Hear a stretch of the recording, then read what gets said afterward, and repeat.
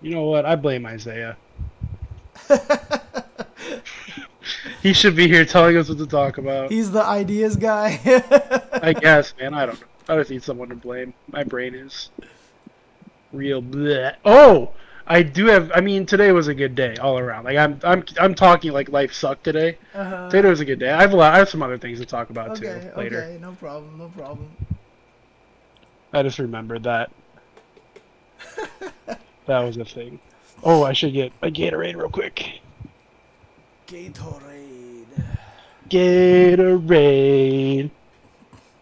Water sucks. It really, really sucks. Speaking of, I should probably get water. I don't drink enough water, frankly. Yeah, water's great. I keep forgetting I moved the water actually to a location that's much easier for me to get and closer to me now. Yeah, I only have this Gatorade because my date gave it to me. Oh, nice. So, Okay. otherwise I'd be chugging on water too. But I drink like minimum half-gallon a day, probably closer to a that's gallon. good. That's good. See, that's actually healthy. I just like water. Like, I just legitimately, it's not because I want to be healthy or I just like chugging water. It just feels good in my throat. I feel like I drink probably half a gallon of soda every day, dude. Oh yeah, Yeah. dude, I like stopped buying 2 liters. Like even if it's like diet, like I just stopped buying 2 liters Dude, I don't even because have I'll 2 kill a liters. 2 liter in 2 days. I don't even have a 2 liter, dude. I just freaking drink it You just drink out the can. cans. I just drink cans or the fast food that I get for lunch, you know. Oh yeah, that's fair. It's real easy to kill a liter of cola from a fucking fast food joint. That's like a Yeah. normal large. Exactly. Blah. All right, let's just start this. Let's start this here because I see people. Let's There's someone start in the the chat show. talking about soda is life, Ooh. and that is absolutely true. Soda is life. You can see my screen, right? So you can see me. Yeah, Okay, we're sweet, good. cool. Yes, Sapphire. Soda is life. Life is soda, and that's probably why I can't sleep very well, and it's probably has a lot to do with my bad health. But you know, what are you gonna do? It's my vice. It Yeah, literally is I my understand. vice. I understand that for Oh, sure. Man. But yeah, like I said, it's just like these days, like just go out, grab some lunch, just grab a large drink, which is of course, you know, like I said, I'm super OCD about recycling things, so getting that many sodas is actually rough because I don't throw away any of those cups. I actually throw them in my sink, and I end up washing every single one of those cups just so I can stack them. I hope they're plastic and not the paper ones. Some of them are the paper ones, yeah. Some of them. How do you can't save those, man? They break down. Yeah, I'd rather put them in the recycling and then see if they can do something with it. Sure. I mean, that's fair. As long as you're not like trying to reuse them yourself. Oh no, because no, they're no, just no, gonna no. be drinking paper. I literally throw them on my sink. I wash them all, stack them in, throw them in the recycling bin every That's single fair. time. So because, like I said, I don't know what happened, but just within the past like year or two, I've just all of a sudden become super anal retentive when it comes to recycling things. And I'm just like scared to throw anything away. Like I had lunch with Olaf recently, and he was about to throw away a plastic fork that was unused, and I was like, "What are you doing? Like you can't throw away a unused plastic fork." And he was like, "Dude, wash your dishes, dude." I'm like, "It has nothing to do with that." I was like, "It has nothing to do with that. It's just I want to recycle it, and they're valuable that way." Man. That's fair. Yeah. So literally, I try to recycle everything, but. At least I hope the volume and the video are matched up today. I definitely That'd be cool. unplugged my audio thing. I mean, that's the reason why I haven't gotten the recent episode up yet. So sorry, last week's episode, because the audio is desynced and I've been too lazy to try to sync the audio again. Because it's hard, dude. Audio. No, it is. It is. And you know what the weirdest thing is? There's this whole thing where you can actually. So one of the ways to sync the audio is to take the video and time stretch it. So let's say the audio matches at the beginning, but then is too slow at the end or something like that, right? So what you do is you like compress the video time a little bit so that it all matches. But the weird thing about it is the way it works in Premiere is that you have to set it like time length. Like you can change the speed to either like 101%, 99% or whatever. And my brain doesn't work. Like I can't ever process. I can't figure out which way to go to make the video stretch in the direction that I like. Do I make it go down to make it stretch up, or do I make it go up to stretch it down? And I'm just like, ugh. And I always go the wrong way, and it always takes me like 10 years to figure it out. So yeah, I'm not faulting you, man. I need an editor again, dude. I need an editor. I mean, I found another. That's your fault for choosing an editor that bailed on you. Could have got double A like Brian F did. Double A like Brian F? Yeah. What? I guess, yeah, that's a lot of letters. Double A was a Marvel player from Indianapolis, and he's the editor for Brian F. Oh, okay, yeah. Okay. Dude, I don't know how people always find like all these great editors out there, you know, like Magic. They probably just post on Twitter. I mean, I don't know. Yeah, I mean, I've asked. I mean, one of the first editors I got just didn't really do a very good job, and then the last editor that I had was pretty good, but stuff just happened, and he just disappeared. He just couldn't help me anymore, and now there's another editor that has offered to help, and you know, but unfortunately, I think he's a little more professional. And the thing is, I don't want to not pay people for helping me edit, but I obviously just don't have any money to pay anybody anything significant right now. Right. The sync is still off a little bit. Really? Rip. So if I do this, dude, I think it's when you put the chat in the video. Is it the chat that causes that? So is that clap? I think it seems like that's what like you'll start up the thing and it's fine, and then you put the chat in, and then your computer like shits the bed, and then everything goes out of sync. Sound is first, then the video. That's so weird. I reboot XSplit before I started. I unplugged my audio thing and plugged it back in. What the hell? Well, here, why don't you just kill the chat. Start XSplit over, don't put the chat in the window, and see if that helps. Sure, no problem. So we'll just have a big old blank spot where Isaiah used to be, and it's whatever. Well, what about now? Figure that out later. What about now, guys? I mean, I know they said it was about like 30 frames, which isn't much, but the funny thing is, I can kind of almost see it on my own XSplit now, which is weird because I've never been able to see it before. Talk again, Brandon? Hey, I'm talking, and my name is TuboWare, and also XSplit is not working very well. It's funny because you actually looked synced. I think it's me. Oh no, so they say that Tubo was actually desynced and it's worse now? Yeah, just try restarting XSplit real quick. Just restart the whole thing and don't throw up the chat and see if that helps. Let me try one other thing when I restart it. So I'm going to try two things. I'll restart XSplit for sure. But let's see if I do this. Oh God! Maybe we just can't do the screen capture thing. Maybe that's what's causing your computer to lag. Oh, maybe it might be because we didn't have that problem before. Yeah, it might be the Discord thing. Let's see if it happens if I stop that. Let's see if I stop that. Maybe that is what's causing it because my video card's kind of old and weak and stuff, and so it's trying to do two things at once. Yeah, that's what I mean. And try to capture too much. The whole screen.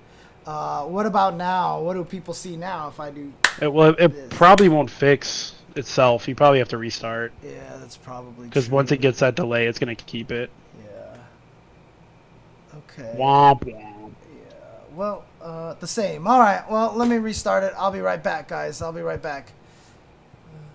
Yeah, I wonder if it also is just trying to capture your window and all that stuff. You know. Yeah, I have a feeling it's all connected. Yeah. It's all connected. We're all together in this life. Nothing can measure the kind of strength inside our hearts. Tetra song, man. Yep. Sync achieved, they say. Okay, so we'll try not to do that screen capture thing. Sorry, you won't be able to see me then. So yeah, I'll just have to look at you on the actual stream. Yeah, exactly. I have to deal with the delay. Thanks, everyone watching, you jerks. Oh man. Yeah. Okay. You know, but yeah, like I was saying before we went back on stream, you need to win a computer like I won that desk from Justin Wong's giveaway. Dude, from desk to top. I don't know how to say the brand, but it looks like DEZCTOP. So I'm gonna assume it's just desktop. Oh, interesting. Okay. Dude, that was so cool though. I saw you win that and I was like, Yeah, "Oh, cool." dude. And then you took a picture of what your computer desk is right now. It's a piece of shit, man.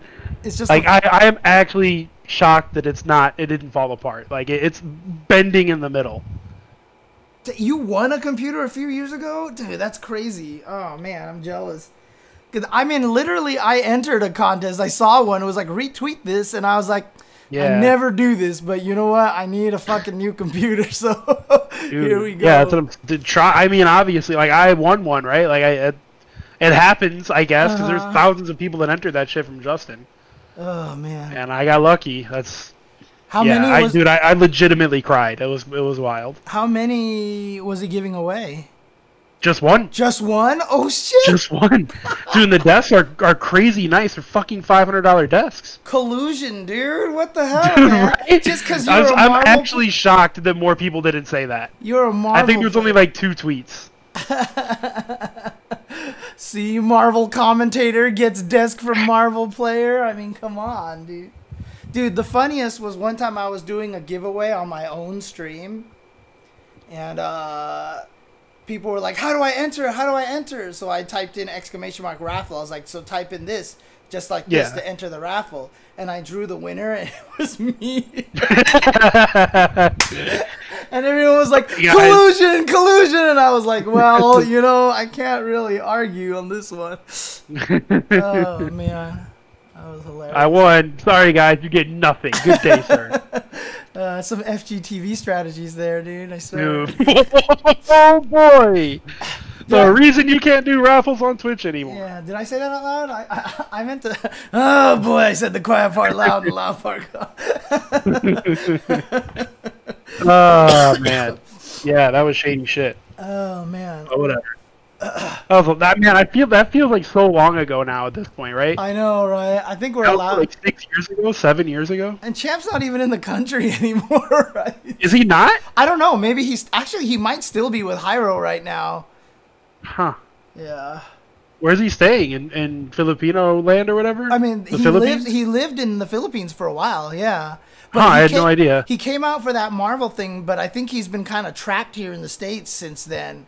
Because speaking of Justin Wong, by the way. Oh, what the hell? Just jumped a bunch of fucking Justin. Is it just Justin Wong. Is it just because we talked about him or something like that? Oh I have no idea. Oh, he's in NorCal. There you go. Okay, well, I'm just going to say this then, and please don't take this the wrong way, but suck my nuts, Justin Wong. Oh, man. And the same thing to Origami Kingdom. #1 Spider-Man 3 fan, Gigi Sensei, Yoshimitsu, and not Jason Maybe. Yeah, I say that to everybody who subs to my stream, Justin, and I tell them to all suck my nuts. Actually, depends on what the content is. Since I can swear on this one, that's what I say. But on other content, I definitely say Sigma nuts, cat butts, you know, as the PG version. So I've got for the kids. I've got all my emotes with my Sigma nuts and cat butts, and shout out. It was funny too because when Irene first gave me the cat butt emotes, I was like, "Can you make Nathan significantly fatter than Jasmine?" So he's a little chubbier than Jasmine. What's going on, Nathan. Justin? We were just talking about you, dude. Although I'm wondering if that's why you jumped in here. Thank you very much. Appreciate the gift subs. Much appreciated. But yeah, man, fucking yeah. Like I said, they already shipped it out too. So that's so cool. Yeah, I was straight up waiting, expecting like 120-day turnaround time or whatever, you know, like fucking like I'm getting paid for doing commentary at a tournament. Right. Oh man. So but yeah, no, they straight up already shipped the desk. It's supposed to be here Monday, so. Dude, I need to talk to what is it, NXZT, right? They're the ones who like are sponsoring a bunch of streamers. Didn't like Max work? Oh yeah. Did Justin work with NXZT? I can't even remember now. Dude, I can't keep track, man. Yeah. Justin has like 95 sponsors at this point. I know, dude. He's hustling out there. I need to hire him as work. I need to hire him as my manager. Oh, you're Aces. That's right. And I remember talking to Kelvin as well, and they weren't taking any new people, but they probably didn't want to associate with someone who tells his viewers to suck their nuts. So, you know, it's just one of those things. I mean, so. I don't know, dude. There's a lot of people who say worse things who have big name sponsors, you know? You'd be surprised. It's probably true. I mean, I talked to the Elgato guys about getting one of those stream decks. And he responded, was like, yeah, let's hook something up. And I responded to him, I was like, cool, thanks. What do I need to do? And then I got ghosted. So I just... Dude, that's what happened to me with Hitbox. Dude, I don't know what happened. I don't know. Because, I mean, honestly, who knows what happens? Maybe he got let go because of COVID or something like that, right? So you never know, man. But, just keep bugging them, huh, Justin? Okay, I'm taking the Justin strategy here. Justin is saying just to keep bothering them. Yeah, I felt bad after I didn't get it. I think I sent 2 messages for my last one for a Hitbox and never heard back. I was like, it's okay. COVID's a thing. I'm not. I don't need a stick that bad. It's fine. I talked to. Are you talking about Hitbox, Justin? You know what the funniest thing is? My first Hitbox that I have in my house right now is not even my Hitbox. It's Justin's Hitbox.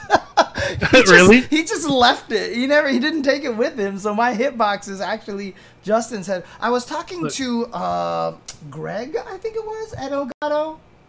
I think his name is like Steggy or something like that on now I'm just exposing people on podcasts here. Yeah, I'm just like, I probably shouldn't be doing that. That's how you get sponsored, James. Yeah, I know. You're right? nailing it, dude. Okay, so just keep trying then. Okay, just keep trying. Yeah, because if I could get a stream deck, that would help me so much, because one of the things that I've been trying to do now is stream more events and stream more just like mini tournaments and stuff like that. Okay. All right, I'm taking Justin's advice over here. Justin, the... Run this dude. Rush that shit down. Our TSD.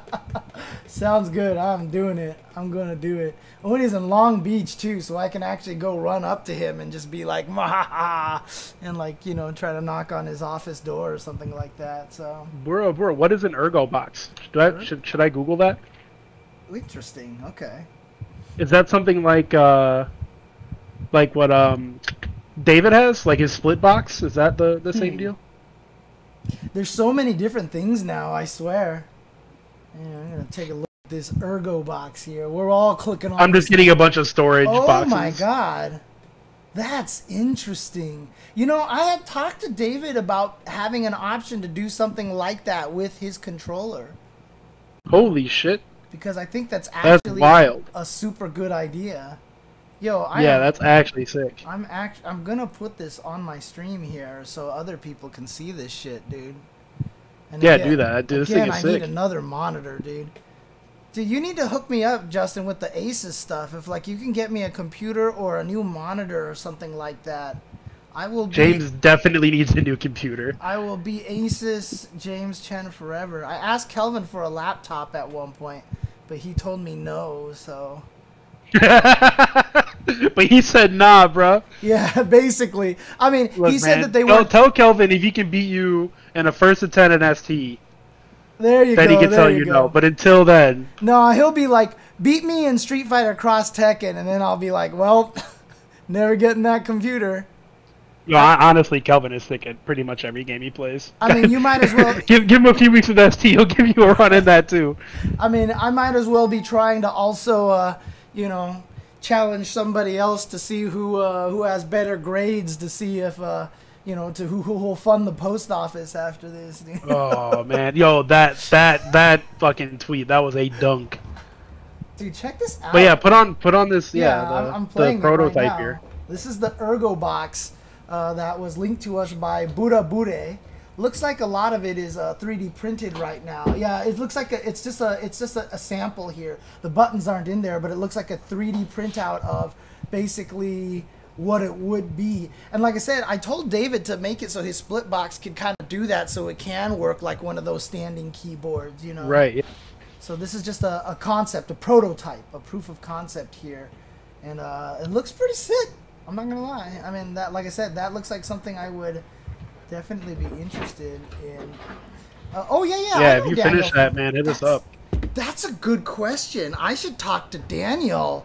I know Dan. I used to run into Daniel on like airplanes all the time. We would always end up flying to the events and on the same flights and stuff like that. Shiggle BMX, Daniel? No, not that guy. Different guy. Guy. So yeah. I'll say I didn't think he worked for them. Dude, thought Shiggle was doing his own thing. If Shiggle was working for them, dude, then I would have contacted him a long time ago. He's at Zowie, I think doesn't he have his own business? I thought he had his own business or something now. Zowie. Last I checked. I don't know actually. I don't know what he I does haven't talked to him in like 2 years, but I could have swore I saw him post either on Twitter or Facebook. Yeah. About starting a business or something. Oh, he does the desktop as well. Do you have Daniel's Twitter? Can you DM it to me, Justin? Oh, okay. We got haters in the chat over here. Yeah. Thank you, Henry. I mean, look, to be fair, I definitely tell myself to shut the fuck up a lot too, but you know. It's in your brain. Yeah. God, James, shut up. I mean, like, I saw that message, and like, part of me is also thinking to myself, is like, is he wrong though? Yeah, you're right.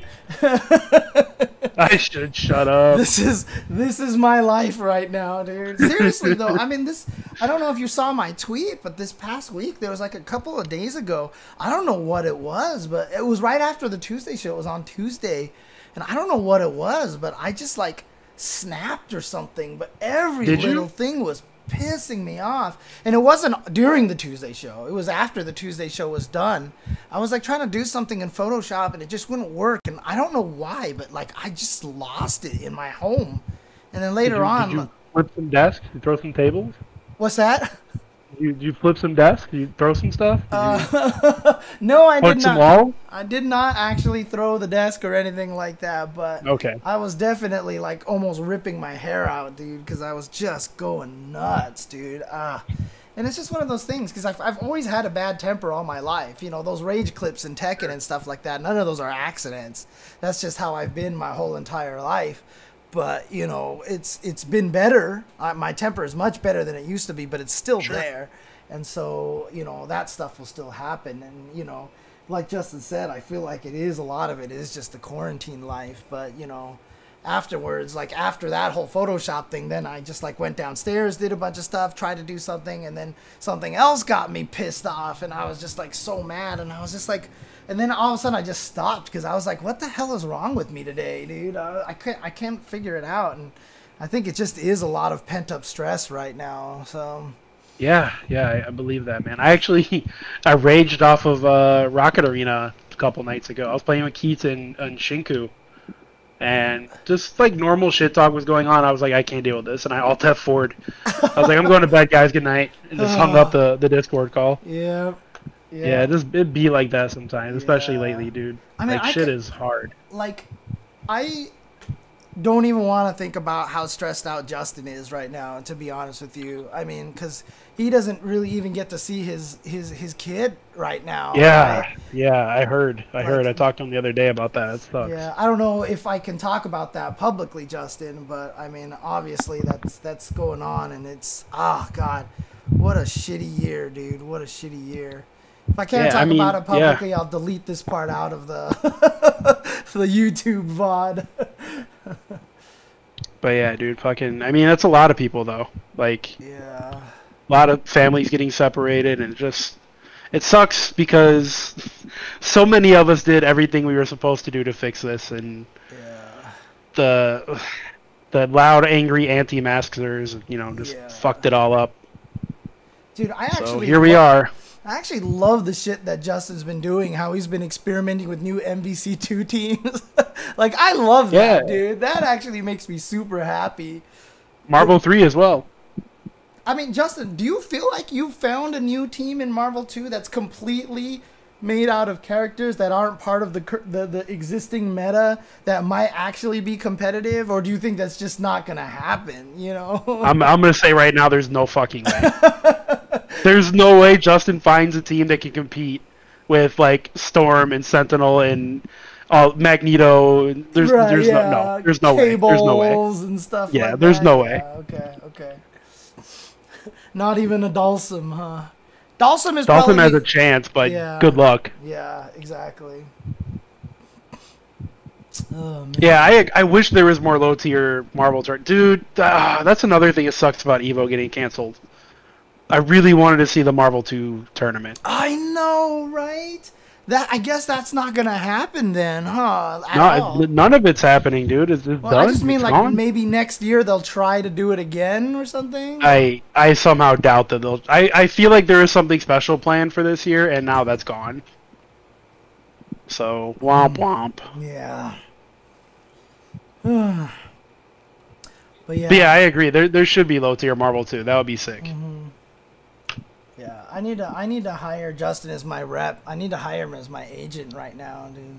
But the thing about it is, honestly, I don't think I have the same kind of clout that Justin does, right? I mean, But Justin grinds too. It's not even just like, oh, Justin Wong. Like, he works real hard to do all that shit. Oh, to make that shit happen. for sure. I'm not saying he didn't. I mean, he absolutely deserves. Man, fuck that. Justin Wong gets everything handed to him. This is bullshit. Hey, look, I'm not saying this just because you're here. Both Tubo and I have honestly said, you know, that we both think you're an awesome guy. I've talked about you moving into my place, and I was like, I don't know about this cocky East Coast kid and stuff, but then, yeah, it turned out that, you know, he's super humble, super nice guy. So, yeah, I want to say like every other week we probably bring up Justin being one of the nicest dudes in the FGC. Yeah, I mean, seriously, legit, he does so much stuff people don't even know. Like, sponsoring all the players from Sherry's E-Fight Pass for 2019 Evo, dude. Like, it's crazy, dude. Okay, fair enough. That MKX kid probably doesn't like Justin. He had to learn. He's going to learn today. Stop that, man. He got what he deserved, man. Listen, if you run up, you get done up. That's how it is. Oh, man, that's funny.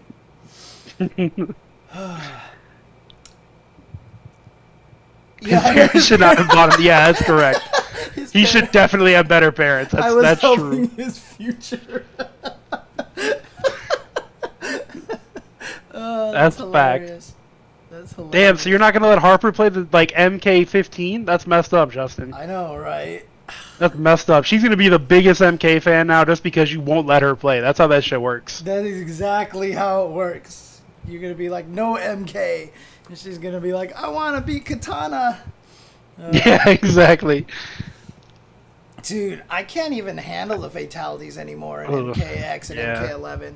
Some of those fatalities in MK11, like honestly, I just saw a clip again of MK, and you know, someone getting pierced by this blade, and then they got hit and their legs all shattered off, and I was just like, you know what? I'm just getting like, it's not that I'm getting numb to it. It's like it feels like I'm getting less numb to it. You know, like it's just getting to the point where I see it now, and I'm just like, God, I just don't want to deal with this anymore, you know. Yeah, I know David doesn't like the blood and stuff as well, which is weird because he loves Mortal Kombat. Right. He loves the gameplay, and he's like, I wish he could get rid of the violence, you know, but there's nothing you can really do. It would be cool though. I mean, like tournament mode used to turn all that shit off. Yeah. Like, I don't know why they got rid of that, but I don't know. Maybe they want tournaments to have all the guts and all that shit, so all the X-rays, it's showing off. The X-rays and everything like that. Like, some of the X-rays are more brutal than the fatalities, I feel like sometimes. Yep. So. Yeah, it's rough. Not my thing. But I mean, to be fair, I feel bad saying this because I have friends that work at NRS. Oh, but I just don't like their games this much. Like I respect all the love and work that goes into them. Yes, of course. They just don't gel with me as a fighting game player, so I really just don't play them anyways. And you know, at the same time, saying that is also being empathetic and sympathetic for the NRS employees from the articles reading about how some of them have almost like violence PTSD and stuff like that. Yeah, that's a real thing because they do research on gore, and you're gonna come across some weird shit on the internet. Like, it's gonna happen. You're gonna see someone get killed. Yeah. So that's rough. Yeah, honestly, like MK, the gore, I mean, even in MK2, Kung Lao's Infinite, where he splits you in half with the hat, actually almost kind of made me sick the first time I saw it. Then I liked doing it all the time. Yeah, after I got you, because just conceptually it was just like, oh my god, like they did that. But then I think it was so goofy back then. It like didn't bother me. That was the only one, you know, the one he splits you in half and you fall and you like go apart. I was just like, yeah. But everything else was like, yeah, whatever. Like by the time they hit MK3 and you uppercut someone and they exploded and like 3 rib cages came out, like yeah, you knew they were having fun. But then it just took a turn to let's be as realistic as possible, and now it's like, yeah, it's pretty gross. Did you ever see the video from Mortal Kombat 10? A doctor was like watching fatalities and X-rays, and he's just like, yeah, that's not a real body part. Like when they'll go inside and like squish something, an organ, like that's not a real organ. They're just making shit up. Like he's just breaking down how fake it all actually was. That's hilarious. I think I need to see that. Oh, man. It's on YouTube, so I'm sure. Man, doctor reacts to fatalities. I'm gonna go look that up now. Yeah, I mean, in MK3, like, Kung Lao had that one fatality where he chopped you into 3 parts, but he chopped you in such a way that, like, your shoulder, he chopped you through the chest and then through, like, the waist, but your hands were straight down, so when the middle part fell off, the arms were still floating next to it, you know, like, like, you could tell by 3 they didn't care, and they were actually going for that campiness, you know? Sure. And then, I think once they got into, 3D realm. Yeah, say the 3D change. Yeah. Now it has to be realistic. Yeah. And then MK versus DC came out, and there wasn't any fatalities. And unfortunately, we saw what happened. Everybody hated it, and so they had to put in all the fatalities back. And I mean, like I said, the worst part about it is like I've told people, I was like, you know what? If you took out all the frame data from MK11. If you took out all the cool, like, tournament-friendly stuff in there, how many less copies do you think it would sell? And the answer is 0. Yeah, probably. I mean, yeah, unfortunately. But, I mean, Mortal Kombat, for the most part, for 99% of people buying the game, are not going to play it competitively. Right. And you know, it's the most casual fighting game if you don't count Smash, I guess. Right.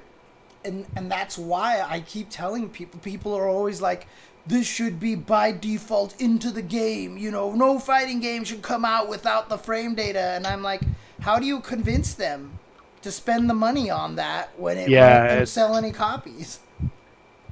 Like, honestly. It's just nice for competitive players. That's it. And we're such a small percentage. I mean, Street Fighter V has added a lot of really nice features into their training mode.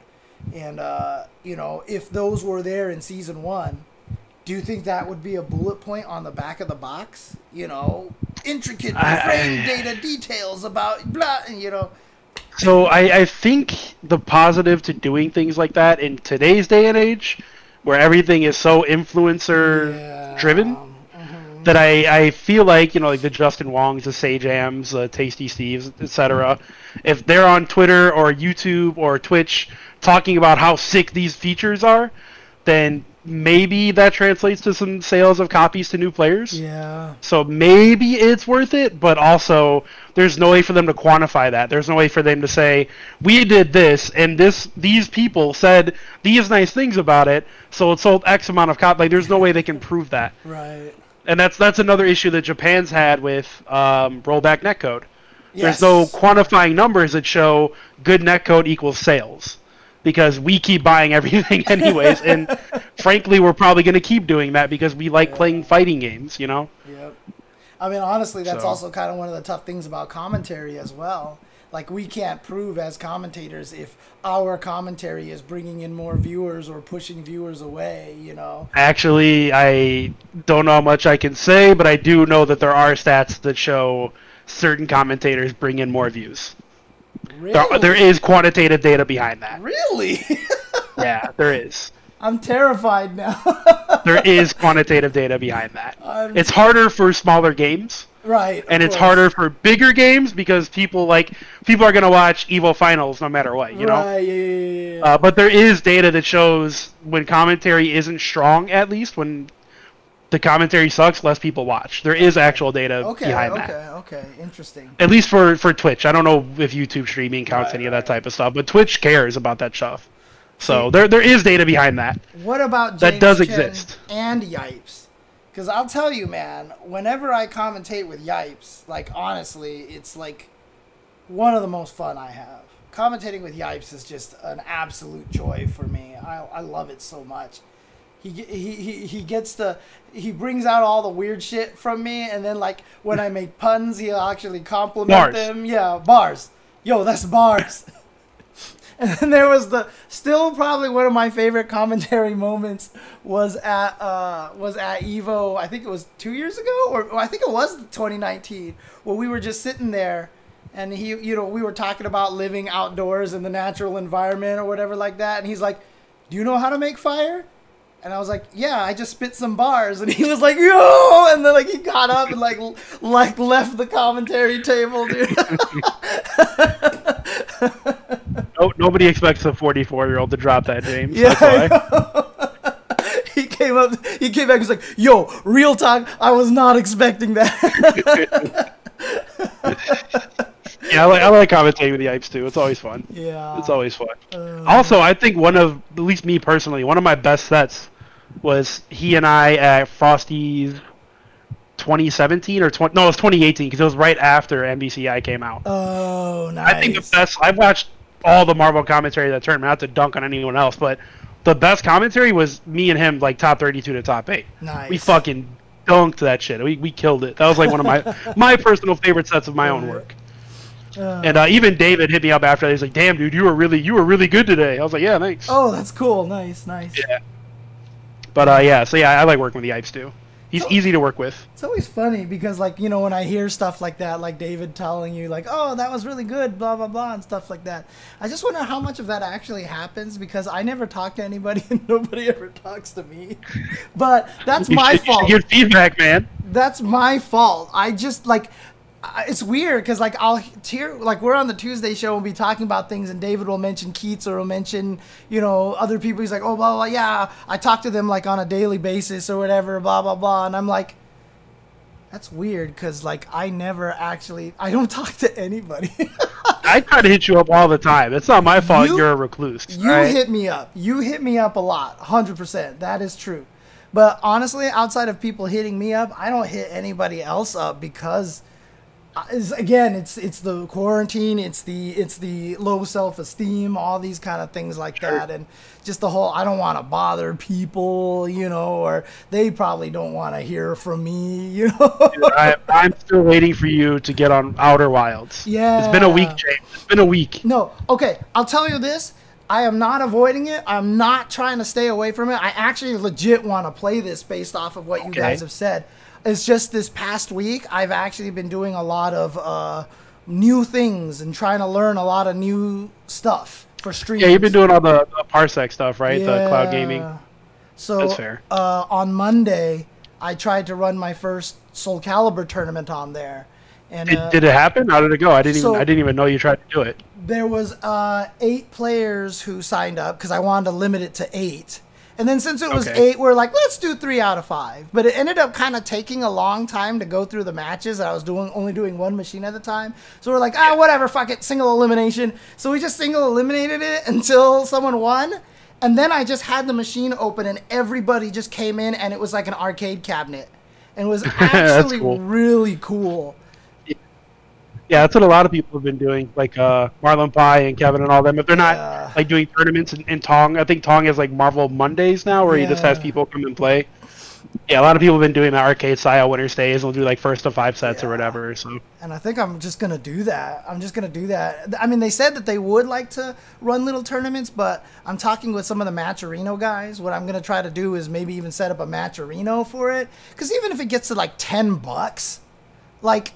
It's something. Why wouldn't you just play in a fun little Parsec online good netcode? Yeah, it's something for $10, right? And put something on the line and get people kind of excited about it and shit. So So I did that, and then on Wednesday, I don't know if you saw, but I actually got to stream Wednesday Night Fights Street Fighter V pools. Oh, did you? Dude, Yeah. I haven't watched Wednesday Night Fights in so long. Yeah. But that's cool. I mean, not a lot of people do.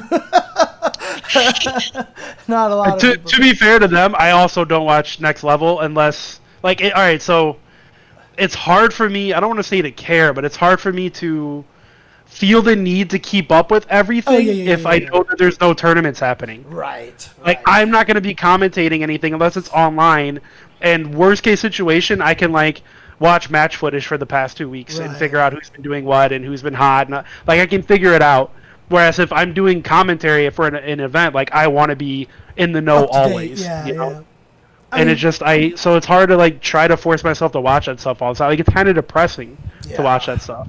I mean, honestly, I say that about Wednesday Night Fights not to disparage them, but it really just is that they're on really late.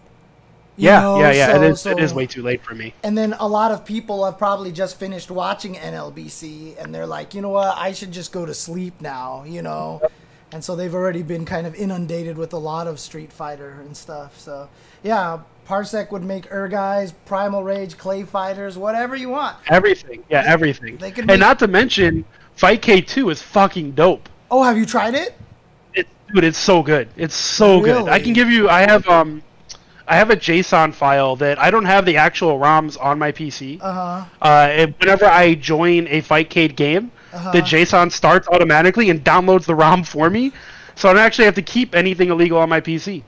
What? It just it just downloads it right away. Like, if I want to play ST, a little like dialog box pops up. It says downloading ROM, puts it on my PC, and then I play it. Dude, I heard they've even hacked the ST ROM that you can do stage select on it.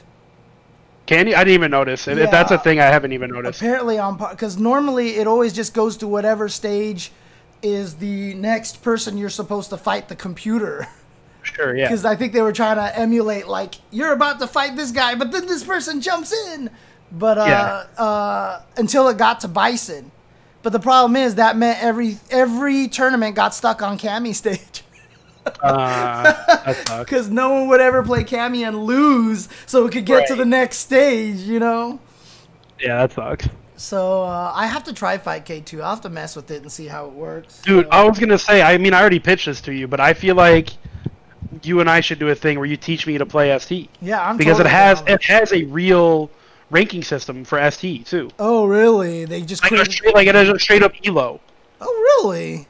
Yeah, there's a whole website. And like, whenever you play a game, it gives you get ranking, and if you beat people higher than you get more points. Like, if we did like a thing where you taught me how to not suck at ST, because I played, and I can play fighting games, you know, like I can do shit, but like I don't know any real deep shit about ST, and like I don't even know who I would main in that game. Like right now, it's basically Ken because I can DP. You know, like I can get out of shitty situations with light DP, and I'm pretty safe. But other than that, like I don't really know too much about the game, so I just get dunked by veterans. So let me teach you some Ken strategy, okay? So you're using Ken right now, and you do light DP a lot when you're in trouble? Yeah. Okay. Or just like in general, but yeah. Okay. Congratulations, you're done. Yes, I'm the best Ken. I did it. That's look, Ken's a hard character to use in that game. He actually is. He has a lot of struggle matchups, but he's like Shenanigans, the human, like Shenanigans, the character. He's got like some really stupid shit, and then you're gonna learn how to do short, super, and then that's all you're gonna try to land for the rest of your life. I know the concept. I know you have to short, and then Kara cancel a third normal into super. Like I know that stuff. Yeah. I just don't. I've never tried to get good at the game. Right. Like seriously, when I play Ken, I'm just like show you. I mean, what's the worst? You get swept, you know, at the worst. Like, it's so good. Oh, yeah, man. it's silly. But the funny thing is, as good as that is, he's not even close to the best character in the game, which is shocking. Like fucking Ken versus Dalsum. God. If I was to for real play the game, I would play Claw. Oh God. Okay. Yeah, I would be that asshole for sure. go off the wall and 50-50 them with left, right, claw, stab. There you go. That is. I don't even know what side I'm on. Doesn't matter. Yeah. Yeah, that's how I would. If I for real wanted to play the game, that's what I would do. And you know what? Plus he has like the buttons I like. He has a slide and super fast walk. Yeah, like why would I not play that character? Dude, one of the things that made me mad was when I played at Wednesday Night Fights. There was a season where I played Super Turbo over there. And, I was using Cammy like normal, but nobody was using Claw in the tournament. Nobody was using Old Sagat in the tournament. And I was like, are we really learning if nobody plays these characters? So the next season, I just played Claw. And I played on purpose degenerate off-the-wall Claw. Like, I tried not to do anything good. I just did off-the-wall Claw, and I would get myself into, like, top 3 every time, dude. Like, I even, like, Chris G came in and played, and he used Old Sagat, and I even beat his Old Sagat with it. So, but I mean, Claw's good against Old Sagat, so that's not like, oh my god, and Super Turbo's not Chris G's best game, let's just put it that way, so. Yeah. But Chris G isn't bad at any game either. Right, exactly. I'm very convinced with, like, Sonic Fox, Chris G, and Justin Wong, they could never play a fighting game before, and you put it in front of them, and within 15 to 20 minutes, it's like, oh, okay, I got it. Dude, I got this game now, no problem. When he was living with me, and before I think they were Gaming Generations, there was something else. I forgot what it was, but there was a tournament like in Minnesota or something that got snowed in. That was in Wisconsin. Wisconsin, yeah. I know the tournament. That was a Focus Fire tournament. Focus Fire, yeah. And I know it because Big Marcus dunked on Marn. Oh. I know. And also, it was KB's first time seeing snow. It was whose? K-Beast. He had never seen snow K-Beast. before. Okay. Yeah. Dude. I wasn't there. I was going to go, and then the snowstorm hit, and I was like, fuck that. I'm not going anymore. Like, I'm not driving from Chicago to Wisconsin for this shit. Yeah. But Marcus was like, I'm going to go. And then Marn showed up, and Marcus beat him. Marn was so mad. I remember that so well. I think that was I'm pretty sure that was the tournament. Justin can correct me if I'm wrong. But that was a tournament where he came back, and I was like, how did you do? Because he was living with me at the time. He's like, oh, I won everything. I was like, wait, really? He's like, yeah, I won Vampire Savior. I'm like, do you play that? He's like, no. He's like, I won KOF 2002. I was like, do you play KOF 2002? He's like, I just played it like it was 98. I was like, does that make any sense? That's, like, dude, fucking, like, come on, like, Justin was Sonic Fox back then, right? Like, Sonic Fox and Justin. They just pick up everything and good to go. Yeah, and that's talented players. Yeah, I bodied everyone, he says. Yeah. Oh my god, yo, that Justin's saying that right now. I need to link you something real quick, James. This is my favorite, one of my favorite fucking videos all time. Hold on, I gotta pull it up. I actually just showed this to one of my boys, Mike Webb, the other day, because I just.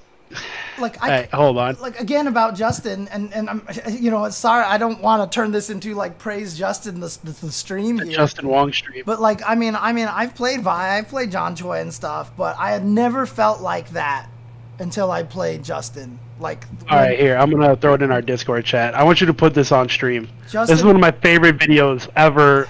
Of like any fighting game video ever. I know this video. I know this video actually. Oh, good man. But Justin, he probably remembers this. But there was the one day I was working from home, and I was like, all right, I'll play you until I beat you one game. And he got a 49-game win streak on me, dude. And what game? Street Fighter 4. Oh, okay. And he got a 49-game win streak on him. And at least I know I took the 50th game from him legit because it was a 2-0 rounds. Because if he had let me win, he probably would have at least taken one round. That's my theory in any case. That's my theory. Justin can be like, nah, I wanted to make you feel good. Justin was I was like, tired, man. It was too many games. Justin was probably like, I needed to get you back to work, dude. James is like, I'll teach you a lesson. Nobody beats James Chen 49 times in a row. Yeah, or 50 times in a row, honestly. Yeah. So there you go. Oh, shit. What is this? I'm opening this up, and what do I see? I see Gutex, dude. Dude, this video is, like, one of my favorites. Okay. I'm going to be a weird streamception here in a second. Until somebody can get me that monitor sponsorship, then I can actually fix this. I'm gonna. Oh man, hopefully this doesn't ruin the video sync. This shouldn't be too bad. Let's do this. Make sure the audio is up. Yeah, the audio might be kind of loud for the computer stuff, but let's do this. Probably one of the coolest days of my entire life. Can you hear this at all? Honestly, like, I'll remember that forever. Yeah, I can hear it, but the video's You not die, showing. it'll be a giant bar fight. Oh, there it goes. You go to. And then God will be like, if you want to get into the gates of heaven, you must be. Okay, here we go. Oh no, it's all desynced. Oh no, never mind. Cause I'm stupid. Like, I'm I'll hearing it remember because that it's forever. never mind. Yeah, No, yeah, You die, Yeah, start it it'll be over. giant bar fights in the sky that you go to. And then God will be like, if you want to get into the gates of heaven, you must beat me 2 out of 3. I don't like. And Justin Wong will be inside like, yeah, my body God. I own him for free. He's free. 3 and donuts. He's like, yo, real talk. God is free. I own God. And his boy Jesus. And Jesus is like, oh. You know? Oh, man. Gutex. Yeah, my body God. I own him for free. He's free. 3 and donuts. That video is like the embodiment of what I thought Justin was before I actually met him. I was like, yeah, that is definitely Justin Wong. Yeah, I bodied God. God is free. I love that. Like when I'm feeling down, I'll put that video on sometimes, and I just reminisce about like 2009 FGC. No, that's true, Justin. I mean, the first tournament we went to at Family Fun, Justin was actually surprised because I got second place. I only lost to Justin. I beat Online Tony in like losers finals, and Justin was like, "Wow, you're actually good." Dogface is actually still around. He's actually the manager at a restaurant in Vegas that a lot of guys have actually gone to, and he's like helped get like a bunch of free food for. I haven't had a chance to go yet. One of these days I want to go just to say hi to Good him, old to Vic. Victor Ratliff. I still haven't pulled that out. I need to go find the drawing of Cammy of her like dive kicking or uppercutting through a giant block of text that says James Chen or jchensor that he drew for me, dude. First time I met him, he was like, "I'm a big fan," and I was like, "This guy's weird." Here's a drawing I made, and I was like, "This guy's weird," and then it turns out he's like the coolest guy ever. So Yeah, dude. He was absolutely like one of the nicest dudes too. Yeah. One of the first people I met in the FGC. Dogface. Yeah. Him and I never became like pals. But did I tell you my like origin story? Yeah. You did. You talked about it. And Edma walking into the Best Buy I was working Yeah. at. Yeah. And Edma. But yeah, he was like one of the people I had met too. Like he and I never like became like pals or whatever. But Okay. Well, what was Yeah. the name of the restaurant again, Justin? Because I gotta go one of these days. Oh, have I not updated the stream title? I thought I did. Wednesday Night Fights Online. That's what it says. God. It's whatever. I'm an idiot. Dude, this is the main reason why I want to download Slobs. Is just so because you can change all that stuff on the Streamlabs OBS. And it's Yeah, like I right do. there. I really like Streamlabs OBS. Yeah, It's I gotta nice. try it out a little bit. Also, it might use less resources than XSplit does, so maybe that'll help your computer struggles. Yeah. Momofuku. Dude, Momofuku, that's what it is. Yeah. Dude, I'm in the same struggle though, man. I want to stream Rocket Arena so bad, but my PC just can't. Well, at least your table is good now. That's true, dude. I am so pumped to get that desk. Did you tell Justin that you cried when you when you won? I mean, I tweeted it to everyone. Oh, okay, But yeah, okay. I hit up Justin like immediately after. That's so We were cool. talking for That's a so bit. cool. That's so cool. Nice Yeah, job it's, rigging the tournament, Justin. No, I'm just kidding. Right? Rigging the brackets. Marvel player, Marvel commentator. Ooh. Dude, I'm really surprised, like I said before, that there was maybe like 1 or 2 tweets like that, and everybody else was like, congrats! That's awesome. I thought for sure people were going to be yelling collusion. Yeah, there was one time at an Evo that Joey had to run to the Fry's to like buy equipment. So he's like, "James, finish the 3rd strike bracket." And I was like, "Okay." And I was like, "Justin, Ricky, you guys have to play each other."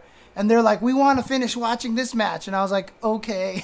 Because I suck, right? And like Joey came back and was like, what is going on? I'm like, "They wanted to watch the match." He's like, "Justin, Ricky, you play or you're DQ'd." And I was like, "Okay." Oh, man. Yeah, dude, you be more of a dick when you're running a bracket.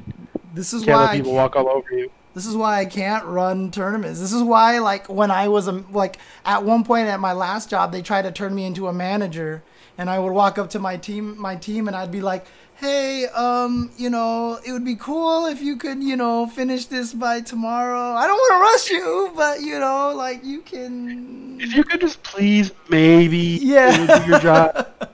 I was like the opposite of the Office Space guy, dude. Like, I just like.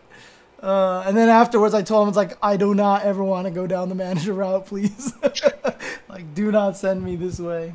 Yeah, it's true. Justin does giveaways all the time. He just gave away a bunch of stuff for the Fantasy Strike stuff. So, Yeah. let me know, Justin, if you ever give away a monitor or a PC. Enter. I will enter that contest. Obviously, I won't. I will enter it legit. But if I win it, there is definitely going to be a lot of collusion. Dude, first me, then you, people are going to be pissed. Yeah, I know. There will definitely be a lot of cries of collusion. There you go, James. If you drive here, I'll give you a free monitor. And then I'll go hit up Momofuku. Yeah. Dude, honestly, that just sounds like a dope weekend to me. Yeah. And then honestly, I could also go out there and finally hit up the stupid not that it would be useful right now, but I could hit up the global entry place and actually apply for global entry over there. So, because it's terrible here in Southern California. Actually, right now it'd probably be super easy. I can't imagine anybody is doing. But they might not even be open actually. Oh damn! I didn't even think about that, Justin. Is get free stuff. People. Because they're not trying to ship all the stuff back. That makes sense. So I got like 8 free monitors 2 years ago. Dude, I am 100% driving to the next Evo then, just so I can be like, hey, I can carry these back to my house if you don't want them. Monitor, dog. Oh, man. But yeah, man, the desk was awesome. And then today I had more good news. I found a job. Whoa, you did? Oh, shit. I did, yeah. Oh, my God. Holy crap. You didn't. Okay. That was genuine reaction right there. Because I did not know about this. Yeah, I didn't tell you what happened. So I did not know about actual this. Thing. Hey, dude. Yay. Yeah. Okay, that's okay. Cool. It's not going to pay what I would like, but I'll be able to scrape by, which is what matters. I don't know what I'm actually going to do because I don't have enough money to cover rent this month, but I have a job now, so I'll figure it out later. It's fine. Like I'll survive. I'll make it. But yeah, man. So that's a issue that's not in. Oh, also, it's going to be primarily remote, so I can just work from home. Good. Don't have to worry about COVID. They might make me do training in person, but I'm not sure yet. Okay. But yeah, so I will be working, I think August 25th I start. Oh, cool. Okay. And then also today, continuing on great things happening to TuboWare, I had a date today. Oh, cool. Was it the girl that you talked to me about before? No, that was Sammy. I went out with her on Tuesday. Oh, okay. So I guess I can talk about both of them. Might as well, right? Sure. Thank you for all the love in the chat, guys. Appreciate it. So yeah, I already said her name, Sammy. I don't even know her last name. Anyways, I went out with her on Tuesday. It was cool. I mean, she's very attractive. Mm-hmm. I'm all about the way she looks, but man, I really hope she doesn't watch this. She I don't know. Like it seems like it would be a lot of work to date her. You know, like, I don't know if you ever met one of those type of people, or just. I like when people show direct interest in me when I'm giving direct interest in them. You know, like I'm too old to try to convince someone that they like me. I'm 32, man. I don't got time to play the game of, you know, trying to flirt with you for weeks and weeks, and I'm done. I'm not doing that shit. Poor Tubo's so old. He's 32 now. Oh, God. Dude, I'm old, man. Oh, man. Where's the cane, buddy? Where's the gray hairs? God. Dude, my hair is gone. What are you talking about? It's gone, dude. Can't be gray if it's not there. Man. But yeah, dude, so I don't know, man. It's really sexy to me when somebody is like, yeah, I'm into you. You're hot. Like that's I like to be wanted. So I went out with this other girl. Her name is Joanna today, and she was all about some Tubbo. Oh yeah. So, oh cool. yeah, and she's extremely progressive. There's a lot of Somali refugees in Minneapolis. I don't know if people are aware of that. But she's a teacher, particularly with refugee kids and like for their parents. That's so cool. Yeah, it's really, really dope. So she like goes out of her way to, instead of like working in the suburbs or anything like that, she tries to help kids who actually really fucking need help. Oh. She like volunteers her time. Like she's just a awesome person. So yeah, I'm pretty into her. It went really well. We went to a park. Like so Minnesota's the land of 10,000 lakes. There's a fucking lake on every corner. Dang. Okay. But there's Bede Makaska that way, and then Lake of the Isles that way from my apartment. So we went to Lake of the Isles, which is just a really big lake. It's really nice. We walked around it, had a picnic, and then it was hot as shit outside. So she's like, "Hey, can we go back to your place and play games?" I was like, "Sure." So we came back here, and I made her play Fall Guys. She had never played it before. Oh God, you wanted to piss her off that badly? Yeah. And I just wanted to laugh at her. So I was like, "Here, this game's real easy. You use the left stick to go, you hit X to jump, and R2 is grab. That's it. Those are all the controls." And she was like, "Okay." Like she plays like games on Switch. Like she's a casual gamer. Yeah. And she's like, "Oh, this is fun. It's like Mario, no problem." And then she learned real quick that it was a problem. So I just made fun of her for a while, and That's then cool. Stuff happened. I'm not going to say what stuff, but stuff happened, and it was great and fun, and I think I'm going to see her again on Monday. Okay, that's awesome. Yeah, it was cool. And a bonus, she's pretty hot too, so. Okay. Yeah, I'm definitely, like, swinging out of my league right now. Feel pretty good. Baby Tubo coming on Monday. No, man. No way. Tell you what, Justin, if I have a baby, I'll name it Justin. How about that? Justin Brockman. There we go. Dude, like, no joke, when I was a kid, I wanted to change my name to either Justin or Jason. Really? Yeah, I just liked the way the name, like, when I was a kid, I liked the way the name Justin sounded, and Jason was the Red Power Ranger. Oh, okay. I don't know why, like, as a kid, J names just sounded really dope to me. It's funny because nobody was named Brandon. Brandon was not a popular, I mean, it still isn't that popular, but it was not a popular name when I was a kid. I mean, my nephew is named JB. So you would have been JB, yeah. I mean, that's not, his name is Joshua Bryant Chen, you know, but they named him that because when they couldn't figure out his name while my brother's wife was pregnant, you know, you do the ultrasound and everything like that, and the baby looked like a little jelly bean.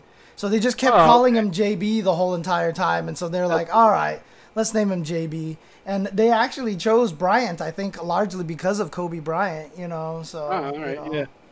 But yeah, so JB, that would have worked.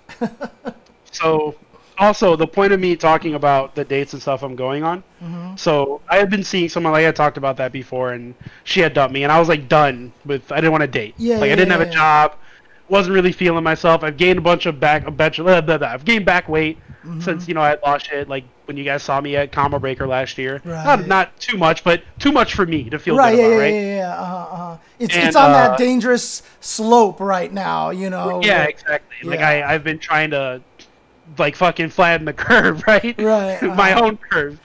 So anyways, I was like, I'm not gonna date. And then my boy Mike Webb, I don't know if he's gonna listen to this or not, or if he'll be mad, but whatever. You mentioned this. He was in a long ass relationship, and it ended. And so he had visited here to my apartment in January before he moved over to New York. And he was like, "Look, man, I'm in New York. I'm getting on Tinder. Like you told me everything you knew about Tinder. I want you to get back on there with me in solidarity. Like I just need someone to do it with me." Because he's in like a whole new state, never lived there, has no friends out there. So he's been like dating people. But yeah, he's the only reason I got back on. And now maybe I met someone that's pretty dope. So here's the question. Has he met anyone yet? Yes, Mike has been juggling. He's what he likes to call it. He's like, I'm in a pickle. because Oh, there's like no. 2 or 3 girls he's talking to, and Uh-huh. it hasn't gotten too far yet. But he's made out with a few or whatever, Right, and he's like, I don't know what to do. Like, I've never been in this situation. I've been dating one girl my whole life. Like, what do I do? And I've been trying to coach him along the way of. He's on The Bachelor start now. dating in 2020. He's on The Bachelor, dude. He's The Bachelor. Dude, yeah. I mean, to be fair, Mike's a pretty good-looking guy. Oh, He's got okay, those. okay. You've met him before. We went to Popeyes at CEO one year with him. I don't know if you remember. Oh, if you showed me a picture, I probably would remember. Yeah, so. yeah, for sure you would. He's a pretty good. He's kind of dreamy. Okay. He's kind of dreamy. So, Well, and he's successful. He's gonna be a psychologist and shit. Like he's got it going on. He can pull some girls. So. That's always a nice thing to have. Although I will say right now, I kind of see if I could figure out how to keep my hair like this, like kind of messed up, but kind of, you know. I can actually show you a product that'll do that for you. Like I would actually like to do that. So, male thirst, yeah. Well, I mean, look, I can talk about my side of things. I'm not sure how long I can afford my mortgage. Ooh, really? Yeah. We getting rough? Yeah, it's getting rough. And, you know, there was a situation where this girl that I really liked, I found out she really liked me too. And it was the most wonderful feeling. And then I woke up and then I was depressed for the rest of the day. You dreamt it? Yes. Oh. It sucked, dude. It ruined the rest of my day. Let me tell you. Holy crap. I can relate, James. Like recently, I mean, I told you I've been having nightmares and stuff. I've been sleeping better lately. Okay. But about 2 weeks ago, I had a dream that I ran into Georgie, my Scottish ex. Oh, yeah. I ran into her best friend at the airport, and I got to talking to her, and then her current girlfriend that she left me for. Right. I ran into her and started talking to her, like, and I don't know why, and I woke up just feeling like shit. So I can relate, dude. Those dreams are the worst, man. It sucks, dude, because I was just remembering how good it felt, and I was just like, oh my gosh, you know, and it was all giddy and everything, and then I woke up and I was like, well, fuck. And then not only that, and then I woke up. But then the worst thing about it too was that this was also on one of the days that I accidentally fucked up and just set all my alarms wrong. And so it was literally like maybe 6:30 p.m. or 7 p.m. that I woke up. And so I was like, not only did I wake up from that dream, but then I also realized my whole day was gone. And I was like, fuck, dude, what the hell just happened?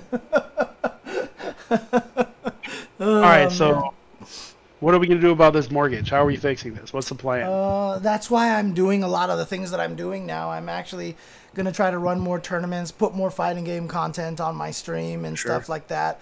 Try to get more subs and donations that way because I think that's important. And not only that, too, but also, well, I mean, Hirokun, my OnlyFans isn't bringing in that much money right now. So, I mean, it's, you know that the Asians don't get the play on that kind of thing online. So, you know, unless you're... However, though, in a serious note, you do have the UltraChen Patreon, right?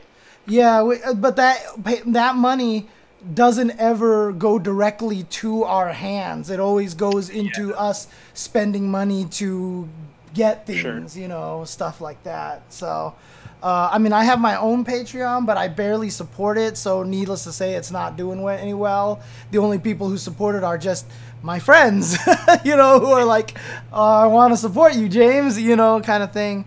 But, you know, my sub count dropped from an all-time high earlier this year when I was actually streaming really well until COVID hit and everybody got depressed and everything like that. So, you know, honestly, a lot of it is my own fault, which is why I don't sit here and just be like, oh, woe is me, because it's my fucking fault that a lot of this happened. But I realized I can't rely on myself enough to be consistent with streaming unless other people are at stake. And so if I'm running events or creating Soul Calibur gatherings for other people, that will actually get me to be more consistent, you know, because everybody's all interested in my OnlyFans now. The OnlyFans. Look, let me tell you right now, here, I'm not wearing any pants. Oh, you can see the pants. Never mind, actually. I mean, I mean, it's like all of us are hurting, right? It's not like I'm the only one that's hurting, right? So everything is happening everywhere. So I don't think that's kind of a fair thing to ask of David. So yeah, I don't know, man. I guess just force yourself to stream or lose your home. yeah, I know, right? At this point in time, more, dude.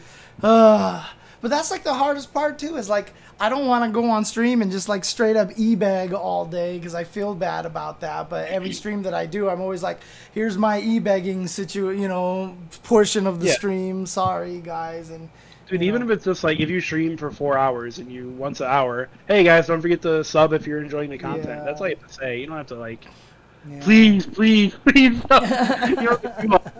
Hey guys, reminder. I live on this money. Thanks, I appreciate you. I will definitely be down to show more cleavage. If people want to donate, because I definitely can do that. Oh man. Yeah, dude, I was thinking maybe I should start streaming again too, but people don't understand how hard and how much effort goes into doing that, and then you may not even ever really make it. Like it's tough. It's real tough. Like a lot of people that have made it in streaming had either been doing it since, it was Justin.tv or something happened that made them lucky or famous overnight, Like I saw this short documentary about a Minecraft streamer who so you can play like hard mode in Minecraft where if you die you lose everything. It's just gone. Oh Jesus, okay. Yeah, this dude had been playing the same game, streaming on Twitch for years, for like 2-3 years, playing the same game, and he made one little stupid mistake and got wrecked by like some snakes or something. Like some like shitty mob killed him, and he just broke down crying to like his 4 or 5 viewers that were like loyal to his stream, and the clip went viral. Oh no, shit. But it worked out in his favor because it got so big that people just came to his next stream. He's like, all right, I'm going to start a new Minecraft. I'm going to start over.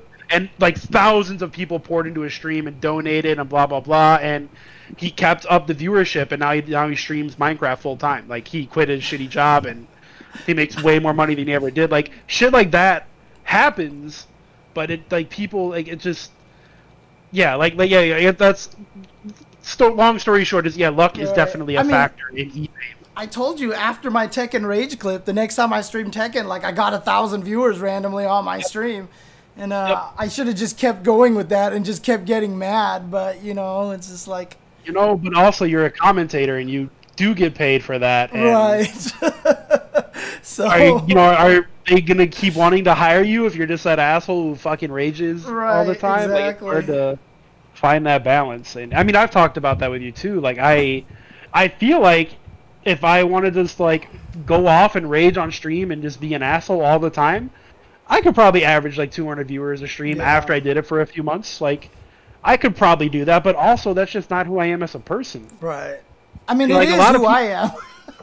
What's that? I said it is who I am, but Yeah, but I mean, it just doesn't represent me very well. Like I get mad at games. Don't get me wrong. I'm a human being, but I don't want people to see me at my angriest because that's not me. And like a lot of people assume that commentators and FGC personalities are just rocking a persona, but big fucking facts, I'm just me. Like there's no persona. When you see me doing shit on stage or commentating, like I'm just being myself. And like you guys can believe that shit or not, I don't care. But I don't have a persona. Like I don't have a different personality I put out there when I stream.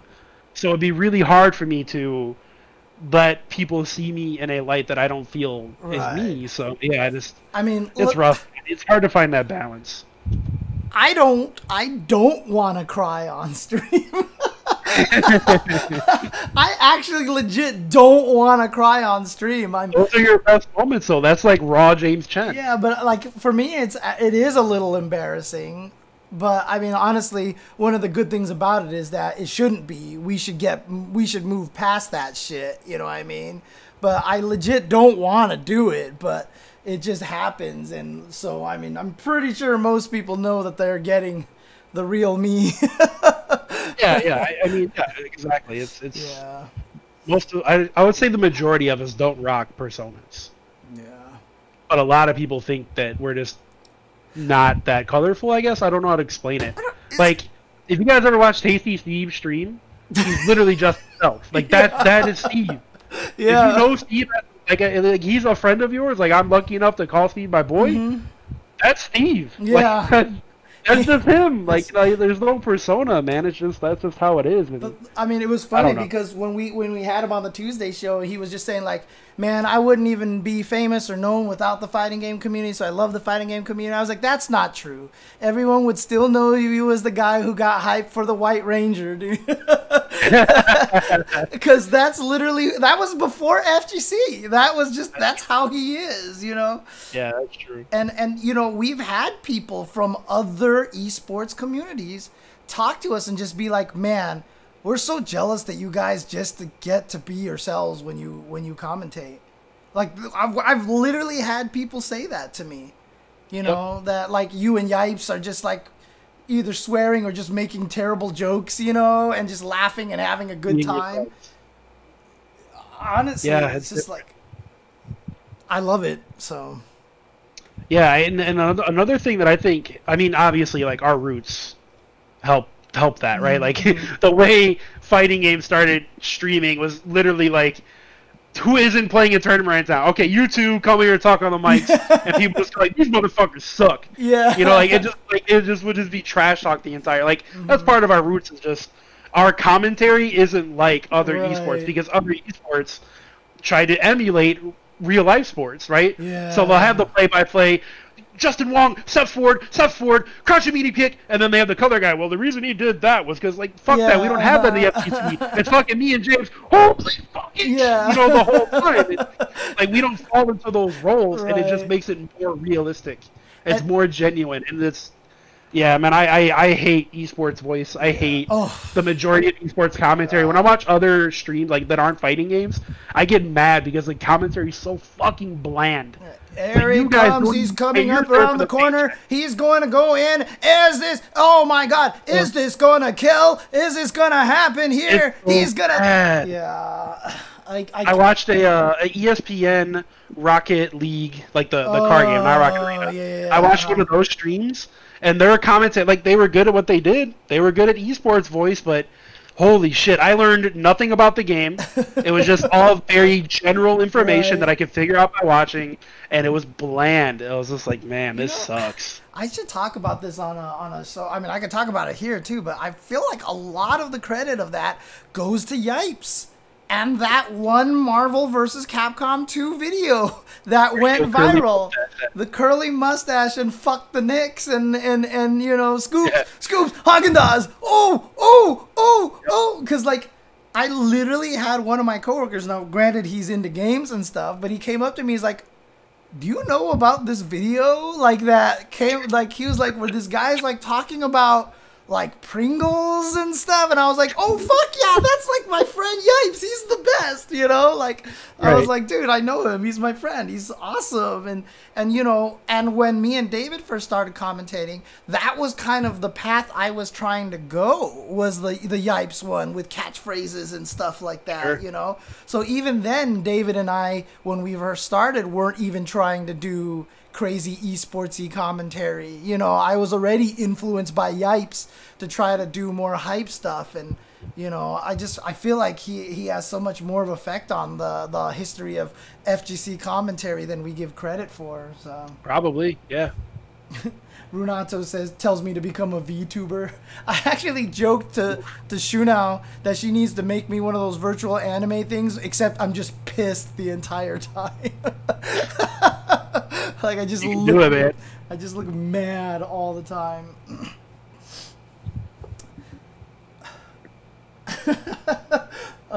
Dude, I miss Seth. Yeah. I mean, like, I mean, I got to talk to him. So I guess I can talk about this now, since it's well past and never gonna happen. So I mean, you know this, James, but I tried to run a relief event that I was gonna call Corona Breaker. That was originally gonna be to help out Combo Breaker, because, you know, Combo Breaker obviously got canceled, blah blah blah. But CB ended up not needing help, so I was like, well, fuck. I told all these commentators like I was gonna hire them and blah blah blah, and I contacted Seth, and like I've known Seth for a long time because I was part of his original fighting game community, which was the Champaign-Urbana fighting game scene. Like when he went to U of I, he helped run all those events. So like I was the next generation basically, right? Like me and Humbag and some other people. Right. So he like has like the legacy connection to us. So we talk like once a year or whatever. But I got to talk to him because I was like, hey man, do you want to commentate this tournament? Like it would be great to have you. And for whatever reason, he couldn't do it, but he did offer to help out other ways. But we ended up not needing because the event got canceled and stuff. But yeah, man, like fucking picking up and like just sitting on the phone talking to Seth it's great. Like that dude is just fucking awesome. Like when I grow up, I want to be like Seth Killian, Yep. Seth is just fantastic, dude. I have nothing but respect for that dude. Seth is a wonderful human being. He's just one of those people that I respect so much. And like I said, the one thing about Seth that I feel like I have the most solidarity with him on is that we're both still just silly fans for the FGC. Sure. We're just fans of it. We want it to succeed because we want to see the people in it succeed, Right. We're just fans of it. Yeah, he was actually, when we talked, was back in March, I think, or April, one of the two. But he was telling me he was playing Grand Blue. Oh yeah, oh cool. Yeah. He doesn't use S-Kill, like he uses a fake name, somebody knows it's him or whatever. But of course, he was playing Grand Blue at the time. Was his username Waxel? I mean, no, it wasn't the fake Justin name. That was he wouldn't tell me what it was, but he's like, I definitely play online a lot, and I wish the online play was better, but yeah, he still plays fighting games, so that's cool, man. It was funny. One time I actually said on Twitter, because you said when I grow up I want to be like Seth.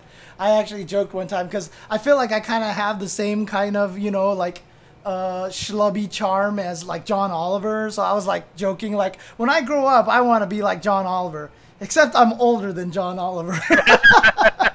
Are you really? I am older than John Oliver. Yeah. He does not age well. But Asian genes, man. Yeah. Fuck, man. The girl I went on a date with today, Joanna, she was talking or whatever, and she had said something about like people our age, or whatever. And I was like, "Fuck, are we that old?" She's like, "Well, you're like 38, aren't you?" And I was like, "Oh, no, I'm 32. Do I look 38?" She's like, "No, I didn't.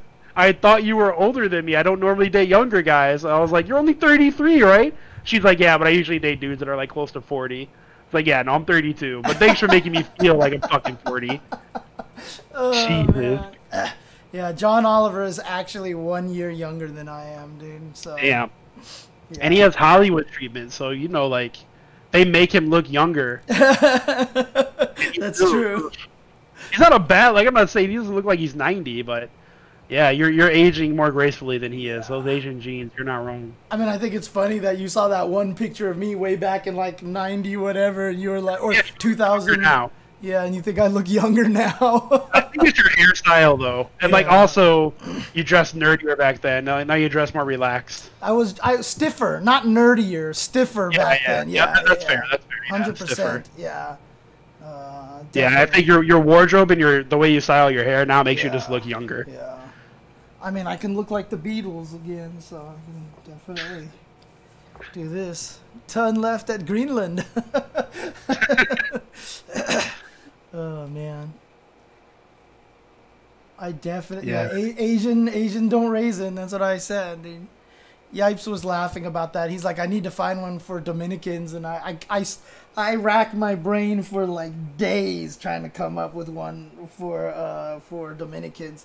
The only one I could come up with was something kind of backwards, so that actually made it sound like that they're all old, so that didn't work out very well.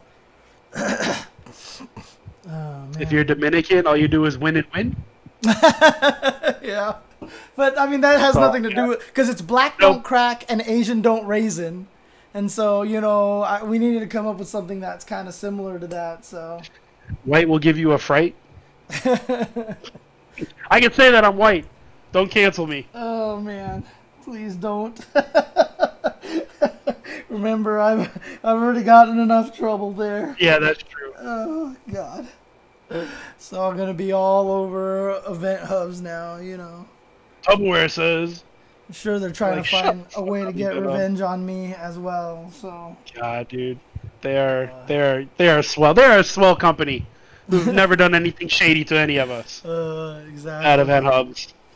Oh man, but yeah, I definitely am waiting for the point that I can do not necessarily the man bun, but the samurai thing, right? So I'm getting close. I'm getting close here with the little ponytail thing that I can do up here. I think hair grows like in most people like an inch a month or something like that. So yeah, okay. Just don't trim it. You'll be all right. You'll be there in a month. Yeah. Looking like Justin with my hair like that. That's true. Justin always has the hair over his face. But now that it looks like Justin's gone, can we talk some shit about Justin now? No, just kidding. That fucking guy. Look, man, I'm gonna tell you a story. We played at UFGT 10. That's a mouthful. And I definitely hit that motherfucker with Hop Ultra. Hopped right in his face in Ultra. I hit him with it, and he just went, fuck. With like, Blanca? Yeah. With Blanca? No, Blanca. Oh, okay, yeah. Okay. Yep, Hop Ultra. Hold that shit. Nice. Good shit. I think I looked at him and was like, I told you I'm fucking nice. And then he beat me like 2-0. Like, I think I took 2 rounds in the whole set. Dude, but see, that's what I tell people, man. Those are that shit that you'll never forget. And fighting games needs to put more of that in the game, in their games, you know? So I always said, like, Jigglypuff Sleep and shit. And, you know, one of my best friends, he in Alpha 3, he actually did the Guy Command Throw Super, which is the worst, like, level 3 super, one of the worst in the game, because you can jump away from it. So, like, it has no invincibility. So when are you supposed to hit someone with it? And I think it's X Rolento has the move where you can pogo on the ground and hop off of it. And he grabbed me out of the pogo. I pogoed, and it counts as being on the ground, and he did the super because he was just like, fuck it, I'm going to do it, because that's how he plays fighting games. And he grabbed me, and, like, that has never, like, ever gone away now. You know what I mean? That will always be there for the rest of our lives, you know? Seriously. If I die first and he's in my eulogy, he'll be like, you know what? At least I grabbed him with that stupid level 3 guy super, you know? Seriously. Oh, man. Yeah. Fighting games are something so great. Yeah, but they could be a lot greater right now. Honestly. Dude, I've thought about this a lot, man, and even if, like, obviously I want good online play for fighting games. Like, I've been fucking busting SNK's balls about Sam Show for a while now, and even if online play was good in every fighting game out right now, it would help for the overall player base, for sure. However, I would still miss on offline events, and I would still have this, you know, like, this feeling of it's not good enough. Like, online play is not. I want to commentate events. I want to be in a room full of people that all know me. I want to go where everyone knows. Like, I miss that shit. You know? I mean, yeah, that's rough. I don't ever as long as we can maintain that fighting game culture, you know, of offline stuff. Online, like I said, we will get to the point because, like I said, I feel like the arcade to consoles and now offline to online are very similar transitions that we're dealing with. Online tournaments will definitely become more prevalent. They will become more frequent. They will become a bigger thing. But I still think the offline ones are the ones that people will take the most seriously. You know, because, I mean, like online poker is a thing, right? Everyone plays online poker, but something like the World Series of Poker will never not be like, you have to go to this and win this if you want to be legit. You know, even games that were born online, like Quake and Counter-Strike and things like that, games that were literally born, like, this is how you play it. You play the game online. Yeah. Those fan bases, even, like, the kids that have no fucking idea of what playing offline at a LAN is like, those fan bases still consider the majors for CSGO the offline LAN events. Yeah. Because playing online is that much different, you know? And like there's a thing for CS:GO, and I'm assuming for other shooters as well, where they'll say like this team is an online only team, like they only succeed online and they go to LAN and they just get dunked, you know?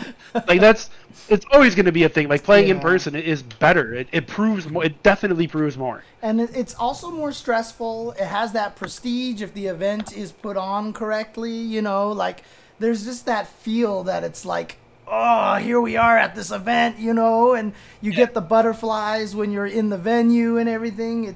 I still remember the story that the first year Capcom did the big Street Fighter 4 Capcom Cup in Northern California at that theater with the balcony seats and stuff like that. I forgot what the theater was called. And PR Rog, you know, one of the best players at the time, said that when he walked out on the stage and he looked at the audience and he saw the balcony seats at the top and he saw they were full and all the people in the bottom seats and they were full, he was like, holy shit, like the butterflies just came out of nowhere. He was just like, I got so nervous all of a sudden, just randomly, you know. The man who's been top 8 at multiple EVOs. Yeah, exactly. And he was just like, I had never felt that before. He's like, I got so nervous. And that's like one of the stories I'll always tell about people of like, how do you not get nervous when you play matches? And my answer always is you don't. Yeah. You literally train your hands and your mind and your body to ignore your nerves. Yeah. It's like channeling you see this it. is what you do. Yeah. You just make it so that you're twitchier with your reactions or something. You channel that energy in a different way. I mean, it's exactly how I say you deal with depression as well a lot of the times too. You know, you don't try to eliminate it or get rid of it. You work with it. And I think that's actually kind of like one of the keys to solving a lot of these, you know, emotions and stuff. So, except my rage, which I gotta figure. Or just let it fly, James. Who knows if we ever get offline events again, dude? Yeah. Just let it rock. Be that rage guy and fucking, you know, get your 800 viewers per stream and pay your fucking mortgage, dude. Straight up. But, yeah. Dude, and that Nutacon honestly is also still unique to fighting games. Like fighting game events, you can walk down and run into Sajam just chilling there.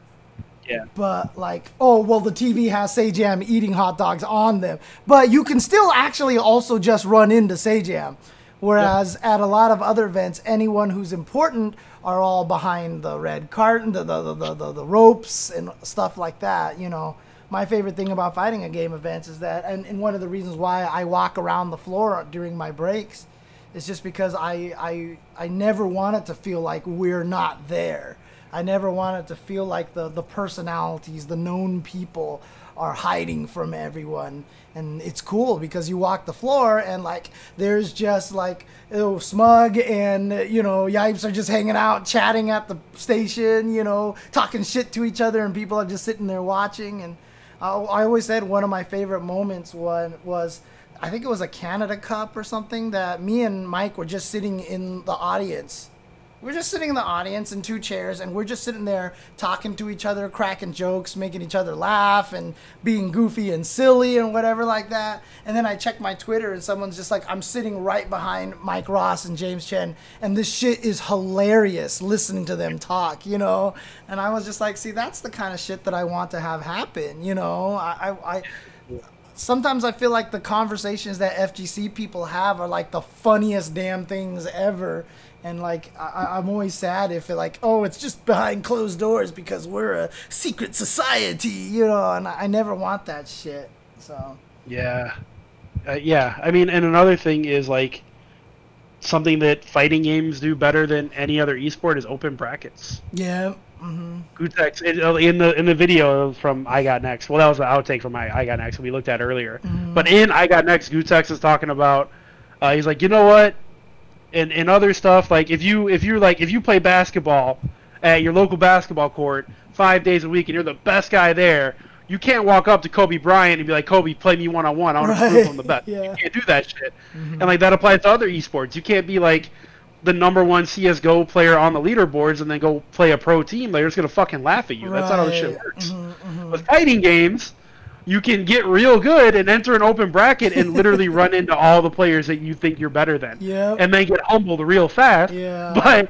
But regardless, like, you have that chance, you have that opportunity to be that dude who, like that knuckle dude who the fuck is this kid, you know, or TJ Truth, or et cetera, so on and so forth. Like, PR Balrog, matter of fact, at Evo 09, everybody's I've never seen this guy before, but his Balrog is sick, you know. VVV Scrub, dude, that's who he was. VVV Scrub, exactly. He was VVV Scrub, and all everyone said is, "Who's that Puerto Rican Balrog? Who's that Puerto Rican Balrog?" There's this Puerto Rican Balrog who got top 8, and then now he's PR Rog, and that's the way it went. So, hey, what's up? Hey, Floe, what's going on, dude?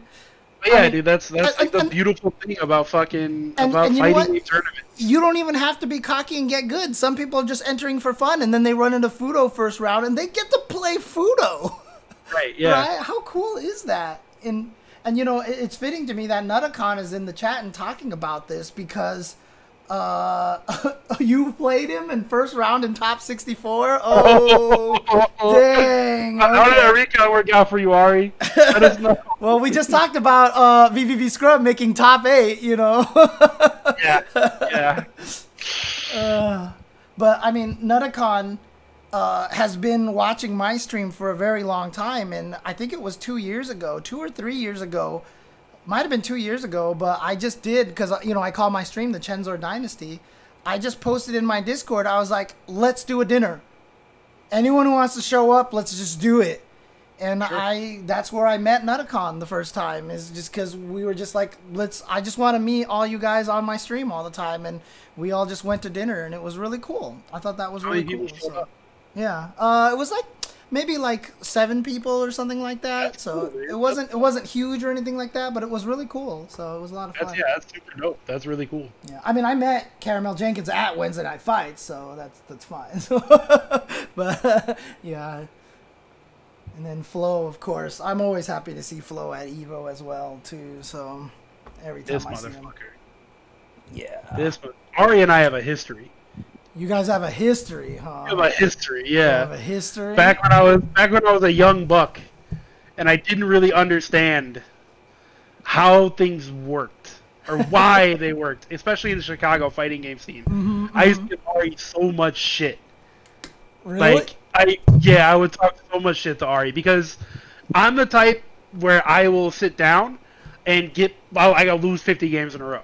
Like, I don't care. Right. But there are some people in Chicago who would see Ari entering a bracket and they just wouldn't enter. They'd be like, fuck this, I don't want to play, he's just gonna win. Oh. And I hadn't experienced shit like that yet. Like, I didn't really know. So I would just get mad at like our top player not wanting to help people. That's how I looked at it. Right, yeah. The real fucking story was people just didn't want to play against him. It's like, yeah, I would give Ari shit. Dude, whenever he like play markets, I would fucking yell and just be an asshole. And dude, but yeah. So Floe says Tubo has a history of sucking at fighting games, and then Justin says Ari. Tubo versus Floe, UMVC3 when this happening, and Floe says, why do you want to see 10-0? Ari has been talking mad shit that he can beat me in fighting games for like 4 years, but he never shows up to anything. I always put out the challenge. I beat his ass in Sam Show Online. So that happened. And then he won't see me in Marvel Infinite. That never happened. He won't see me in Marvel 3. That never happened. So I mean, Ari can keep talking, but he's never going to beat me if he never shows up. I'm at the events, dog. See me. I don't care if it was your 50th game playing. You lost. I won. Look, I was just about to come in here and be like, you know, one of the things people don't give Floe enough credit for is how good he is, because I think he's like the best casual player. And then here you go off like just like railing on him, dude. Oh man, dang. I'll play anyone, anytime, anywhere, and I've lost a lot of matches doing that, but I'm not afraid to lose. How's this? See, I'm afraid to lose because I just get mad. That's why.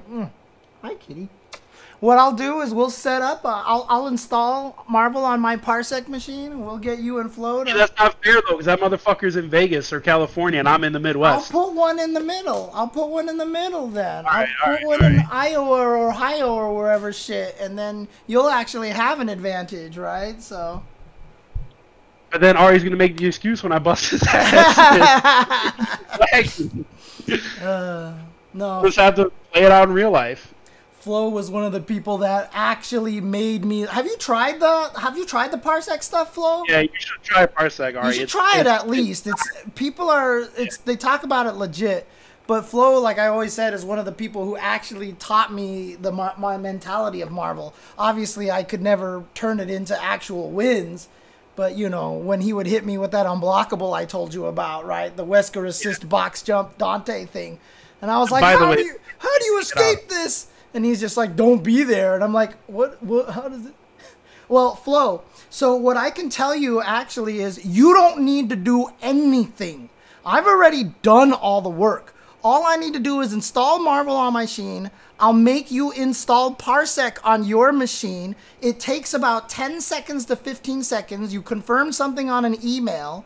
Then you add me as a friend, connect to me, and you can play some awesome Marvel 3 online. 100%. Yeah. 100%. I mean, it's one of those things that everyone who talks about this Parsec cloud thing that we don't broadcast very loud, you don't even need to own the game. Like, yeah, you're basically letting other people play the game for free, you know. But I mean, it's just like inviting friends to your house, and in the middle of a pandemic, that's essentially what we're doing, right? So what it is, Floe, just to give you a better example of it, you're actually playing versus mode. You're not even logging into the online or whatever. You're playing versus mode on a cloud PC. The game exists on the cloud PC, and Parsec just sends your inputs to the cloud machine and the images and audio back to you. And so if there is input delay, it's always consistent. You're only sending your inputs over, so it's actually really fast. The data is very small that you're sending over. You don't need to send the state of your matches.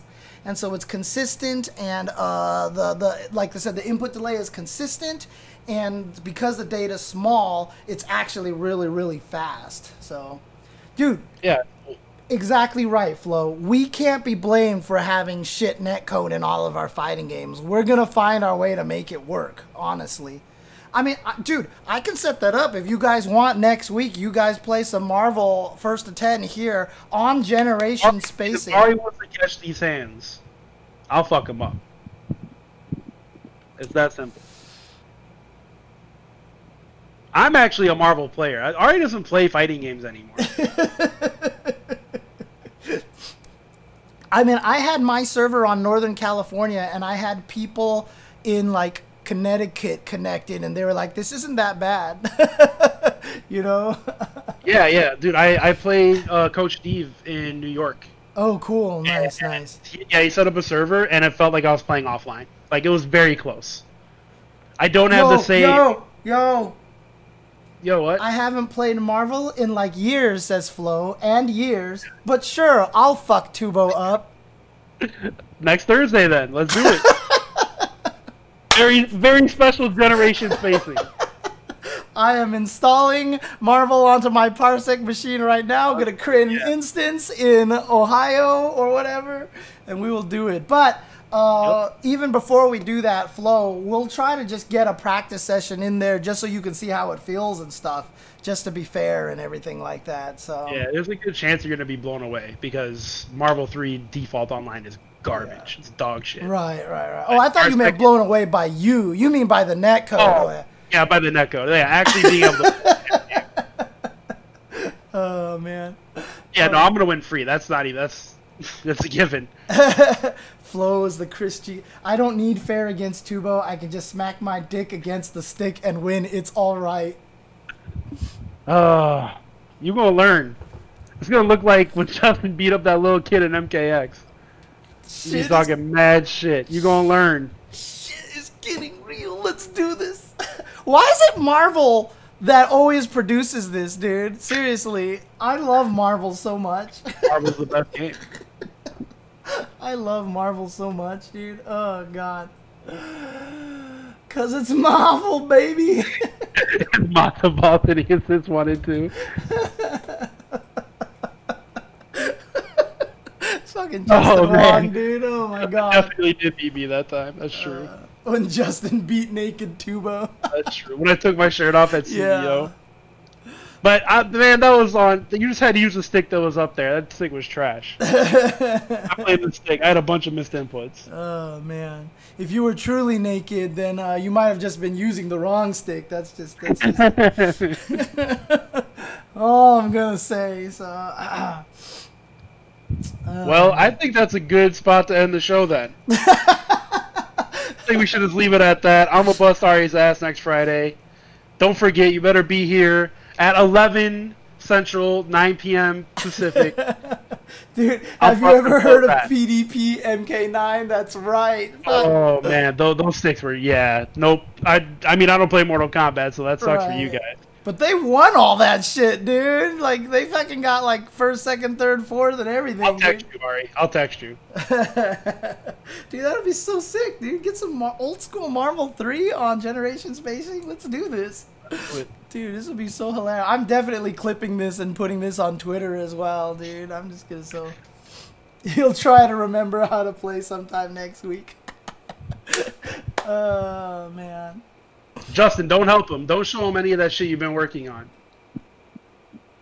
Don't help him out. No coaching. No coaching.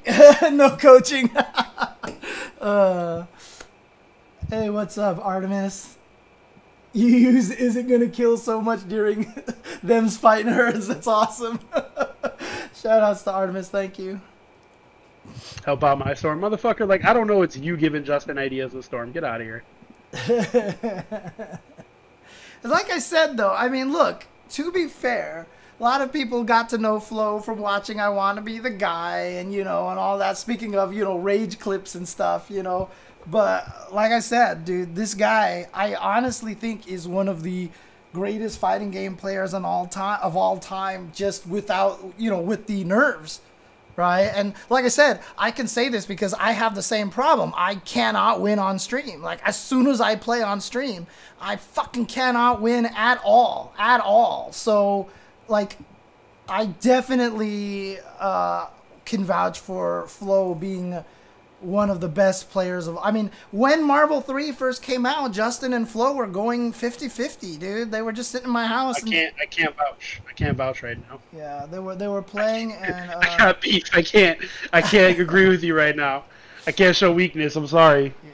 Dude, that Thursday Evo event of I Want to Be the Guy where... Because Joey at one point in time told me I was not allowed to use puns at Evo, right? I guess I can talk about this now, right? So yeah, he actually told me that. And so for the I Want to Be the Guy thing, he was like, get them all out of your system right now. And so seriously, I went so crazy during that thing. And I think I had some of the best puns. Like when he was trying to jump over all the platforms and the house in the background rocketed up and shot him and killed him. And Justin was like, oh my God. And I was like, well, we're in Vegas. You always bet on the house. I mean, come on. Jeez. Come on, right? Come on, right? We may have been the reason of the nerf Sentinel. Yeah. Sentinel got a short end of the stick. He didn't deserve that. Dude, he should have at least 1 million health. Yeah. But I'm not here to talk about Marvel theory. Some people used to tell me that they would watch that I Want to Be the Guy session, and every time they rewatched it, they would hear a new pun that they didn't remember hearing the previous time that they listened to it, because I threw in so many damn puns to get it out of my system, dude. I mean, you know, let it rip. Man. I want to. But yeah. So make sure you guys tune in next week.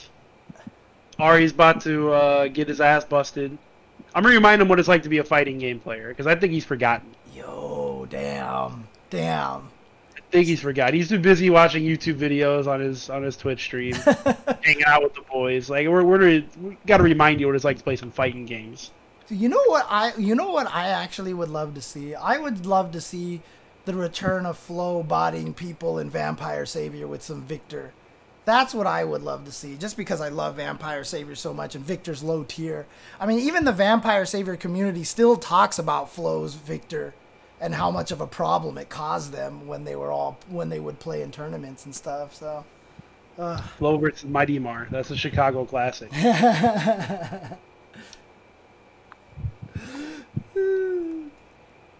But remember, you don't need to, right, Floe? You don't need to practice, because that's how free it's going to be. That's what he's saying. We'll find out.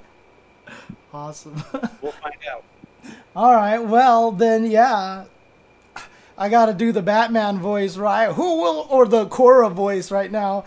Who will reign victorious next week on Generation Spacing? Will it be TuboWare challenging Floe to a match in Marvel vs. Capcom 3? What characters will they pick? Will it be a domination in 10-0 on one side or the other? Tune in next week to find out here on Generation Spacing. Well done. There you Well go. done. All right, guys.